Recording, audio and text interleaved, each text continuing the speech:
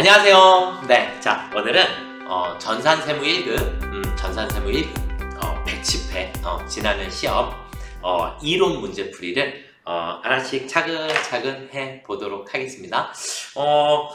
문제 풀기 전에 일단 지난번 시험에 이론 문제는 생각보다 조금 쉽게 나오지 않았나 라고 생각이 조금 들고요. 한번 천천히 같이 풀면서 짚어보도록 하겠습니다. 자, 바로 들어가겠습니다. 문제 1번서부터 한번 보도록 하겠습니다. 자, 우리 문제 1번은 다음 중 재무제표 작성과 표시의 일반 원칙에 대한 올바른 설명이 아닌 것은 재무제표의 작성과 표시에 대한 책임은 회계 감사인에게 있다? 아니요. 모든 책임은, 우리 회사의 모든 책임은 누구에게 있다? 경영자에게 있다.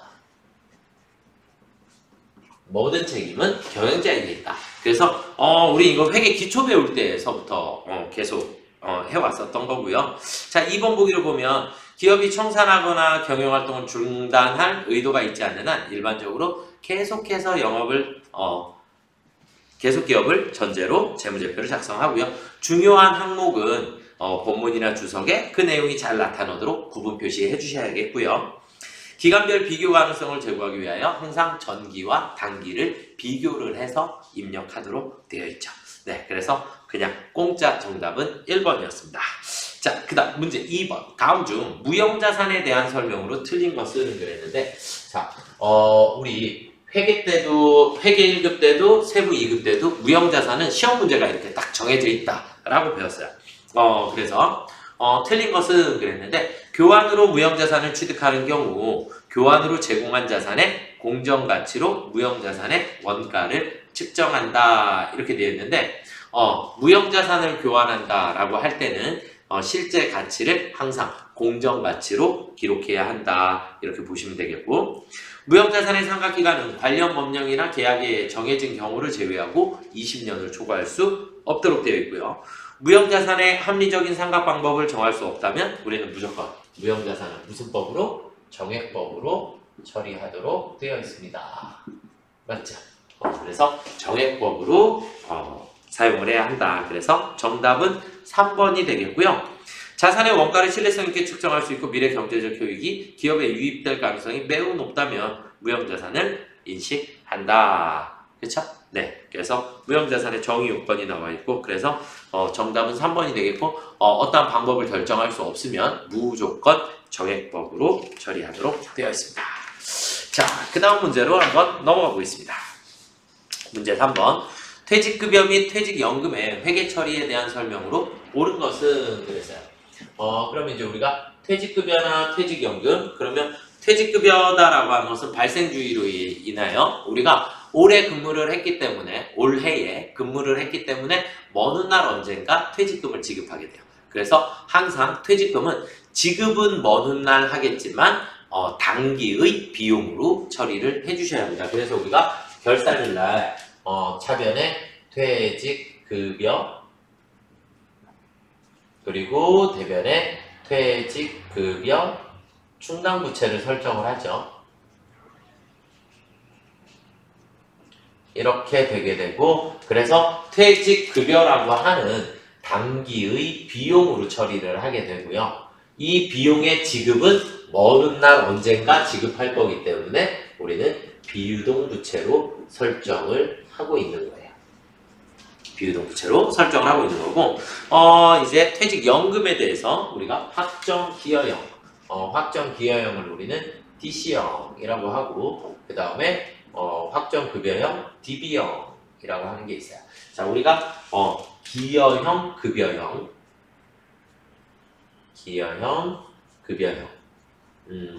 이렇게 놓고 보시면 되겠고, DC형이다 라고 하는 것은, DC형은 퇴직금의 소유권이 누구에게 있다? 근로자에게 있다. 근로자. 그 다음에 DB형은 회사에 귀속된다. 우리 회사 거예요. 이렇게 되고, 그러면 매월 퇴직연금을 납부를 하게 되면 나중에 퇴사할 때 근로자 통장에다가 계속 돈을 넣어줬으니까 근로자는 그냥 퇴사를 하면 돼요. 그러니까 퇴사했을 때 우리는 무언가를 회계 처리할 필요가 없다. 그냥 개인연금통장에다 퇴직금을 다 집어넣어 줬으니까. 그런데 우리가 DB형은 회사 소유, 그러니까 퇴직연금 운용자산으로 처리하죠. 퇴직연금 운용자산.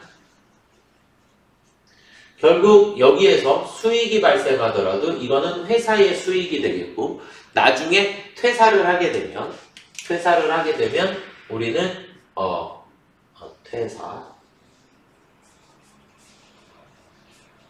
퇴사를 하게 되면 퇴직연금 운용자산에서 퇴직금을 뭐 해야 해요?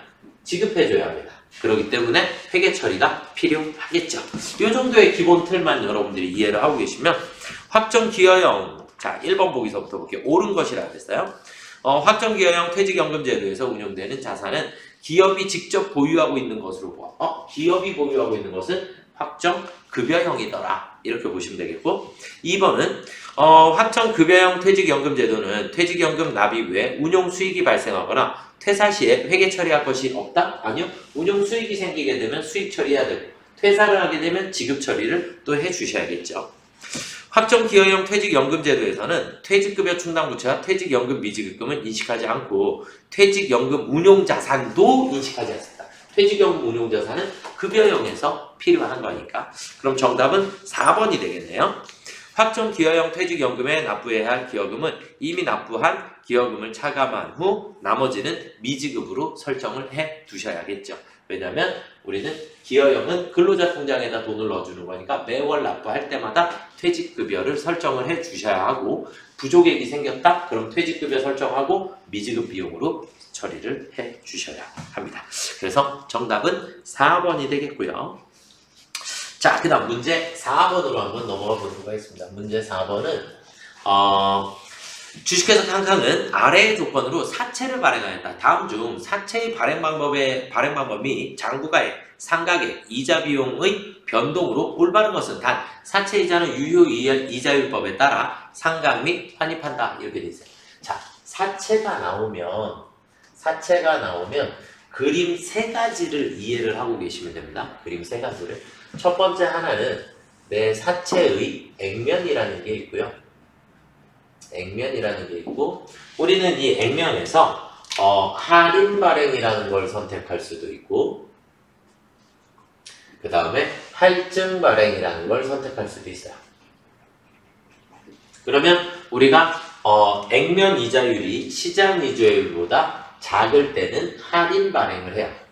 얘는 작을 때. 그 다음에 액면 이자율이 클 때는 할증 발행이라는 걸 하게 되고, 그러면 할인 발행 차금, 할증 발행 차금이라는 게 생기게 되고, 얘는 이자 지급 시마다 계속해서 상각을 해줘야 돼요. 그럼 처음에는 조금 상각을 하고, 그 다음은 조금 더, 그 다음은 아예 나머지를 모두 다 상각을 해주시게 되고, 할인 발행 차금도 마찬가지. 처음에 조금 상각을 하고 이만큼이 남아있겠죠? 그 다음에 또 조금 더, 그리고 마지막에는 모두 다 상각을 해주셔야지 돼요. 이 개념으로 보면 사채의 장부 금액은 할인 발행했을 땐 계속 증가해서 액면에 가까워지고, 할증 발행을 했을 때는 감소해서 액면에 가까워지게 됩니다. 이렇게 일단 기본 구조를 이해를 하셔야겠고, 그 다음에 이제 우리가 할인 발행했을 때 이자 지급을 하게 되면, 할인 발행은 내가 지급해야 하는 돈은 매년 고정돼 있어요. 매년 고정돼 있어서 동일한 금액을 지급을 하게 되고, 대변에 가서 사채 할인 발행 차금이다라고 하는 것의 상각액은 매년 증가하도록 돼요. 처음에 조금, 그 다음 많이, 그 다음 더 많이. 그래서 처음에 작게, 그 다음 많이, 그 다음 더 많이. 이 둘의 합계 금액을 우리는 차변의 이자 비용이다 라고 가지고 가요. 결국 이자 비용은 둘이 세트니까 처음에 이만큼, 그 다음 조금 더, 그 다음 조금 더. 이자 비용이 매년 증가하게 됩니다. 이해가 되셨나요? 자, 그 다음에 반대로 이제 할증 발행을 했을 때는, 이자 지급할 때마다 우리는 나가는 돈이 매년 같아요. 이 금액이 정해져 있는 상태고, 할증 발행은 대변에 생기기 때문에 차변에 할증 발행 차금이 없어져야지 돼요. 그런데 이 금액은, 할증 발행 차금 상각액은 매년 증가하도록 되어 있습니다. 이렇게. 그러면 우리는 이자 비용이라고 하는 게 생겨야지 되는데, 이 이자 비용의 금액은 대차 같아야 되니까 처음에 이자 비용은 많고 점점 감소하게 됩니다. 이런 효과가 생기게 돼요. 지금 이 안에서 정답을 찾으시면 돼요. 그러니까 모든 사채 문제는 다 여기에서 해결이 다 될 거예요. 자, 첫 번째 발행 방법은 표시 이자율이라는 게 액면 이자율이니까 표시 이자율이 유효 이자율보다 작으니까 유효 이자율이 액면 이자율이 훨씬 더 작기 때문에 우리는 무슨 발행을 하게 된다? 할인 발행을 하게 됩니다. 그럼 1번 아니면 2번이 정답이 되겠네요. 그렇죠? 그렇게 보고 장부 금액은 매년 어떻게 된다? 증가. 할인 발행을 하게 되면 매년 증가, 할증 발행을 하게 되면 매년 감소. 그래서 매년 증가하게 된다. 네. 상가액은 매년 증가하도록 되어 있습니다. 근데 이 상가액은 할인 발행 차금이나 할증 발행 차금 둘 다 모두 매년 상가액은 점점 증가하도록 되어 있습니다. 그래서 매년 증가. 그러면 2번이 정답이 되겠죠. 이자 비용은 할인 발행을 했을 때 매년 어떻게 되더라? 증가하더라. 이렇게 보시는 거예요. 이해가 좀 되셨습니까? 지금 이 부분은 다시 돌려서 다시 이해를 조금 해주시면 이렇게만 여러분들이 이해하고 나면 사채에 대한 문제는 거의 100% 풀지 않을까라고 생각을 합니다. 네, 그래서 정답은 2번이 되겠고요. 자, 그 다음 문제 5번으로 한번 넘어가 보도록 하겠습니다. 문제 5번은 자본 조정에 대한 문제예요. 그래서 자본 조정. 우리는 자본 조정은 두 가지로 나눠져요. 두 가지로. 하나는 자본 조정의 플러스 항목, 그 다음은 마이너스 항목. 그래서 플러스 항목에는 우리 신주 청약 증거금이라고 하는 게 있고요. 그리고 미교부 주식 배당금이다 라고 하는 게 있고, 마이너스 항목에는 여기에는 주, 감, 자가 나오겠죠. 그래서 주식 할인 발행 차금, 감자 차손, 자기 주식 처분 손실, 그리고 자기 주식이 있습니다. 이렇게가 자본 조정에 해당하는 계정 과목들이니까 찾아보시면 감자 차손, 주식 할인 발행 차금, 자기 주식 처분 손실, 그리고 자기 주식 이렇게 네 가지가 정답이 되겠고요. 해외 사업 환산 손익하고 매도 가능 증권 평가 손실하고는 우리 기타 포괄 손익률계획에 해당하는 거고, 미처리 결손금은 이익 잉여금의 마이너스 항목이 되겠고요. 그 다음 감자 차익은 자본 잉여금이 되겠죠. 이해되시죠? 네, 이 정도는 기본 베이스로 여러분들이 알고 계시면 좋을 것 같고요. 자, 그 다음 문제 6번 보도록 하겠습니다. 문제 6번은 원가 행태에 관해서. 그럼 원가 행태는 우리가 그냥 무조건 두 개를 그려놓고 시작하세요. 고정비 그리고 변동비. 이해가 되셨나요? 그래서 여기 있는 건 총원가예요. 총원가가 증가하는. 앞에 있는 건 고정비, 두 번째는 변동비. 이렇게 일단 그려놓고 시작을 해주시면 되겠고, 단가의 움직임은 서로 반대. 그래서 얘는 점점 줄어들게 되고, 얘는 단가가 일정하게 되고. 고정비에 해당하는 계정 과목은 고정비는 감, 임, 보, 세 이렇게 외우시면 돼요. 그래서 감가상각비, 임차료, 보험료, 세금과목가 이렇게 보시면 되겠고, 변동비에 해당하는 계정 과목은 직접비가 다 변동비입니다. 그리고 변동 제조간접비가 여기에 해당 사항이고요. 그래서 요만큼만 암기하시면, 그러면 우리는 지금 단위당 원가가 일정한 상태니까, 단위당 원가가 일정한 상태는 변동비를 얘기하고 직접비를 변동비라고 합니다. 그래서 1번이 정답이 되겠고요. 그런데 거기 보시면 2번에 감가상각비, 3번에 임차료, 4번에 보험료, 감, 임, 보 이렇게 나오는데 얘네들은 무조건 고정비에 해당한다. 이런 것도 같이 암기를 해주시면 좋을 것 같습니다. 이해되시죠? 네, 그래서 정답은 1번이 되겠고요. 자, 그 다음 문제로 넘어가 보도록 하겠습니다. 문제 7번입니다. 직접 재료 원가는 얼마인가 그랬어요. 자, 그러면 우리가 문제 7번은 제공품 계정 하나만 그리시면 돼요. 제공품 계정 하나만 그리셔서 제공품 계정의 우리 기초 제공품 재고액은 10만원. 기초 제공품 재고액 10만원. 그리고 기초 원가가 95만원이라고 그랬나요? 근데 기초 원가 잠시만요. 왜냐하면 문제상에서 직접 재료 원가를 물어봤기 때문에 우리는 직접 재료비, 직접 농업비, 제조 간접비 이렇게를 더했을 때 우리가 단기 총제조 원가를 하는 거고, 직접은 이렇게 두 개고, 그 다음에 이렇게 두 개가 가공비가 되겠죠. 그러면 우리 문제에서 물어본 건 재료비를 물어봤으니까 직접 재료 원가, 얘가 질문이니까 우리는 가공비를 여기다가 써주시는 게 오히려 훨씬 문제를 쉽게 푸는 방법. 그러니까 기초 원가는 직접 원가를 얘기를 하는 건데 이 둘의 합이니까 지금 문제상에서는 크게 의미가 별로 없다. 그래서 가공 원가 120만 원을 먼저 써놓고 시작을 해주시면 좋을 것 같고요. 자, 그 다음에 기말제공품의 원가는 25만 원이라고 했어요. 25만 원. 자, 그 다음에 마지막에 기초제품과 기말제품이 없대요. 그럼 기초제품과 기말제품이 없다는 얘기는 단기제품 제조 원가와 매출 원가가 서로 같더라. 매출 원가가. 그러면 매출액이 200만 원이고 매출 총 이익률이 20%니까 그러면 우리는 200만 원에 이익이 20%가 있는 거니까 0점이 그러면 40만 원에 이익이 포함되어 있더라. 그러면 거꾸로 빼주시고 나면 우리는 160만 원의 매출 원가를 산출하실 수 있으세요. 그런데 기초제품과 기말제품이 없기 때문에 매출 원가와 단기제품 제조 원가가 서로 같더라. 그럼 양쪽의 합은 서로 같아져야 되니까 130 빼주시면 55만 원이 나오나요? 그쵸? 55만 원 이렇게 찾아주시는 게 정답. 이해가 되셨나요? 네. 그래서 마지막 핵심은 기초제품과 기말제품이 없다. 결국 매출원가와 단기제품 제조원가는 서로 같다. 이렇게 이해를 하시면 7번 문제가 쉽게 풀어집니다. 그래서 정답은 2번이 되겠고요. 자, 그 다음 문제 8번. 다음 자료에서 매몰원가와 최선의 방안을 선택할 때 따른 기회원가는 얼마인가 그랬어요. 자, 문제 8번에서 매몰원가와 기회원가를 물어봤고, 매몰원가는 무조건 장부가를 매몰원가다라고 얘기를 하고, 그 다음에 기회원가는 제가 뭐라 그랬어요? 넘버 2를 기회원가다라고 했어요. 그러니까 매몰원가는 일단 처음에 나와 있는 장부가, 지금은 기계장치의 취득가액만 나와 있기 때문에 감가상각 누계액이 없죠. 빼고 난 나머지 금액이어야 하는데 감가상각 누계액이 표시가 안 되어 있으니까 기계장치의 취득원가 2,500만 원이 지금은 매몰원가다라고 보셔야지 될 것 같고요.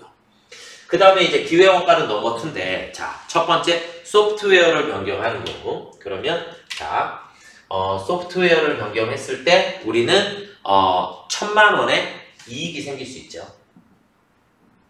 맞나요? 그러니까 현금 유출이 1,000만 원이 필요하고 현금 유입이 2,000만 원이니까 결국 우리는 효익을 따지셔야 되는 거니까 효익이 1,000만 원의 효익이 생기게 돼요. 그 다음에 이제 두 번째, 장비까지 변경한 경우는 5,000만 원을 들여야 되고 그러면 8,000만 원의 득이 생기니까 여기서는 효익이 3,000만 원만큼이 생기겠죠. 맞나요? 네. 그 다음에 그대로 사용을 하게 되면 우리는 100만 원을 들여서 400만 원, 그러니까 300만 원의 효익이 생긴다. 이렇게 보시는 거고, 그러면 우리는 장비가 넘버 1이고 그 다음에 소프트웨어가 넘버 2고 그대로가 넘버 3, 세 가지 안건이니까 그럼 우리는 장비를 선택하겠네요. 선택을 하게 되면 포기해야 하는 나머지 안건들 중에 효익이 가장 큰 거, 그러니까 넘버 2. 그래서 1,000만 원이 정답이 되겠습니다. 이렇게 기회원가를 따져주시는 거예요. 이해가 되셨습니까? 네. 그래서 매몰원가는 2,500만 원, 기회원가는 1,000만 원. 그래서 3번이 정답이 되겠습니다. 자, 그 다음은요, 문제 9번으로 가보도록 하겠습니다. 다음 중 표준원가 계산에 대한 설명으로 틀린 것은, 객관적인 표준원가를 설정하는 것 자체가 어려운 측면이 있는 게 표준원가 계산이고, 설정하는 것 자체가 쉽지 않지만 한번 제대로 설정을 하게 되면 그 다음서부터는 아주 정확한, 아주 좋은, 훌륭한 사용법이 되게 됩니다. 그래서 표준원가는 설정하는 것 자체가 조금 쉽지 않다. 맞는 말이고요. 표준원가를 이용하면 제품 원가 계산과 회계 처리가 신속 간편해진다. 네, 그냥 바로바로 답이 빠르게 산출이 되기 때문에 이렇게 되겠고요. 그 다음에 이제 문제 3번 보기는 표준원가 계산은 원가의 흐름의 가정이 필요 없다. 왜냐면 그냥 전체를 똑같은 방식으로 처리를 하기 때문에 흐름의 가정이 따로 필요 없고요. 그러면 이제 정답은 4번이 되겠네요. 표준원가 계산은 다른 원가 계산 방법과는 다르게 다른 원가 계산 방법과는 다르게 성과평가에 이용할 성과평가를 하기 위해서 분석하기 위해서 우리는 표준원가가 필요한 겁니다. 그러니까 이용할 수 없다라는 게 아예 틀린 말이죠. 그래서 성과평가에 이용하기 위해서 우리는 표준원가 계산이라는 걸 사용하게 됩니다. 그래서 정답은 4번이 되겠습니다. 자, 그 다음에 문제 10번으로 넘어가 보겠습니다. 문제 10번은 기말 제품 재고액을 구하면 얼마인가 그랬어요. 그러면 우리는 문제 10번은 T자 계정이 몇 개가 필요해요? 2개가 필요해요. 문제 10번은 제공품 계정과 그리고 제품 계정이 필요해요. 제공품 계정과 제품 계정이 필요하고 지금 박스 안에 첫 번째 기초 대비 기말 제공품의 감소액 50만 원이다. 이렇게 주어지면 기초가 얼마인지 모르죠? 아무 금액이나 쓰시면 됩니다. 감소한 금액보다 큰 금액을 써주시면 되겠고 그래서 그냥 저는 기초 금액을 100만 원이라고 써볼게요. 그럼 기초가 100만 원이니까 기말은 50만 원이 감소했다 그랬죠? 그러면 기말 제공품은 50만 원입니다. 이렇게 표기가 되겠죠? 자, 그 다음은 단기 발생 총 제조 원가는 150만 원이에요. 그래서 단기 총 제조 원가는 150만 원입니다. 이렇게 되었고요. 그 다음에 전기 기말은 단기의 기초가 되겠죠. 그래서 기초 제품 재고액은 40만 원이 되겠고요. 그 다음에 단기 제품 매출 원가가 180만 원이 나와 있습니다. 이렇게 되어 있으니까 우리는 문제를 풀면 양쪽의 합은 같아야 되니까 200만 원이 단기 제품 제조 원가가 될 거고 그대로 제품 계정으로 넘어오게 되면 우리는 60만 원만큼의 기말 제품 재고액을 계산을 하실 수 있겠죠? 60만 원만큼이 기말 제품 재고의 정답이 되겠습니다. 그래서 정답은 2번이 되겠습니다. 자, 그 다음은 11번. 다음 중 부가세법상 과세 대상에 해당하는 것은 이렇게 있어요. 우리가 11번은 부가세법상 과세 거래에 해당하지 않는 것을 먼저 암기를 조금 해주시면 되겠고 과세 거래에 해당하지 않는 것은 우리가 뭐뭐 있었죠? 담보의 제공, 그 다음에 사업의 포괄적 양도, 그 다음에 조세의 물납, 그리고 강제금리. 이렇게를 일단 여러분들이 머릿속에다가 암기를 조금 해주셔야 합니다. 얘네들은 부가세 과세 대상이 아니더라. 그래서 2번 보기에는 포괄적 양도가 나와 있고 그 다음에 4번 보기에는 우리가 담보의 목적으로 이렇게 돼 있어요. 그 다음에 1번은 용역의 무상 공급은 우리가 공급으로 보지 않습니다.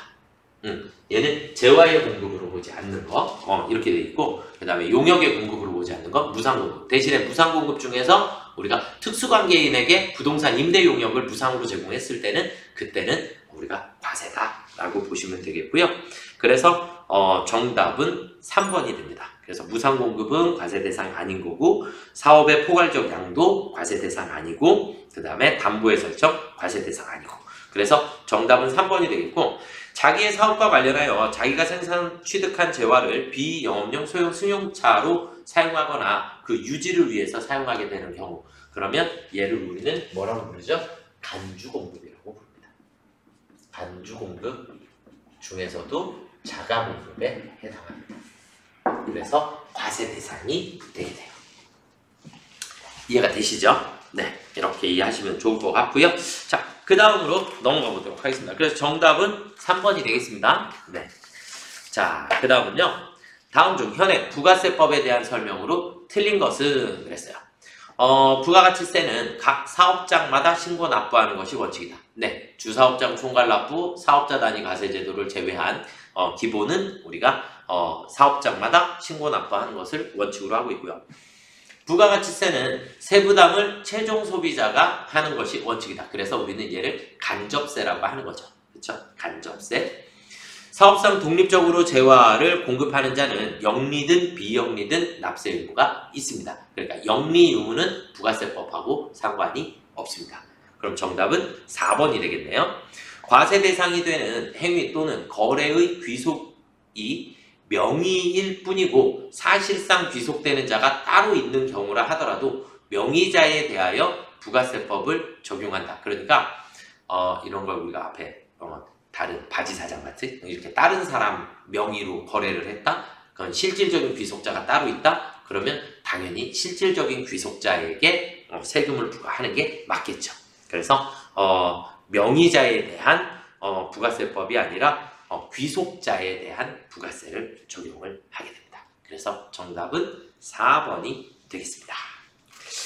자, 문제 13번으로 넘어가 보겠습니다. 다음 중 부가세법상 대손세 공제에 대한 설명으로 틀린 것은 대손세 공제는 그 대손이 확정된 날이 속하는 과세기간의 매출 세액에서 공제한다. 네. 대손세 공제는 예정 신고 시에는 공제가 안 되죠. 그렇죠? 확정 때만 신고하실 수 있게 되겠고요. 대손세 공제를 받은 채권의 전부 또는 일부를 회수한 경우 회수한 대손금에 대한 관련된 대손세액을 대손이 확정된 날짜에 속하는 게 아니라 회수된 날짜가 속해 있는 과세기간에 신고 납부하시면 됩니다. 그래서 대손 확정된 옛날 날짜로 찾아가는 게 아니라 회수된 날짜로 우리가 처리를 해주시면 되겠어요. 그래서 문제 3번이 정답이 되겠습니다. 대손이 확정된 날이 속하는 과세기간의 확정신고 시 공제를 받지 못한 경우 경정청구를 통하여 공제받을 수 있습니다. 그러니까 경정청 우리가 수정신고해서 다시 돌려받을 수 있게 됩니다. 그래서 1기 때 대손세 공제 받았어야 되는데 1기 때 누락을 했다. 그럼 얘를 확정 때 받을 수 있다 없다? 없다. 확정신고는 확정신고 때 발생한 것만 처리를 하시는 거고 이미 1기 거를 넘어갔다. 그러면 1기를 다시 수정신고를 하셔서 돌려받게 됩니다. 무슨 말인지 이해가 되셨죠? 그렇게 해서 정답은 일단 3번이 정답이 되겠고요. 자, 다음 중 소득세법상 비과세 소득에 해당하지 않는 것은 그랬는데 이건 실제 시험 문제에서 나오면 비과세 나오면 여러분들 급여 자료에 수당 공제 등록 있죠? 거기에 수당에 비과세 검색해 보세요. 그러면 기본적으로 다 나오니까. 자, 1번은 근로자 또는 그 배우자의 출산이나 6세 이하의 자녀와 자녀의 보육과 관련하여 사용주로부터 받는 급여로서 월 10만 원까지. 이거는 우리가 지금 14번이고요. 14번 육아수당이라고 하는 거예요. 육아수당 6세 이하의 자녀가 있는 경우에 월 10만 원까지 비과세 적용을 받게 됩니다. 이거는 체크해 주시면 좋을 것 같고요. 식대는 20만 원으로 올해서부터 바뀌었고요. 그 다음에 근로자가 천재지변이나 그 밖에 재해로 인하여 받은 급여에 대해서 우리가 비과세 적용을 해줄 수 있는 거고, 그 다음에 국가나 지방자치단체가 부담하는 사회보험료는 우리가 비과세에 해당한다. 이렇게 보시면 돼요. 그래서 정답은 1번이 되겠습니다.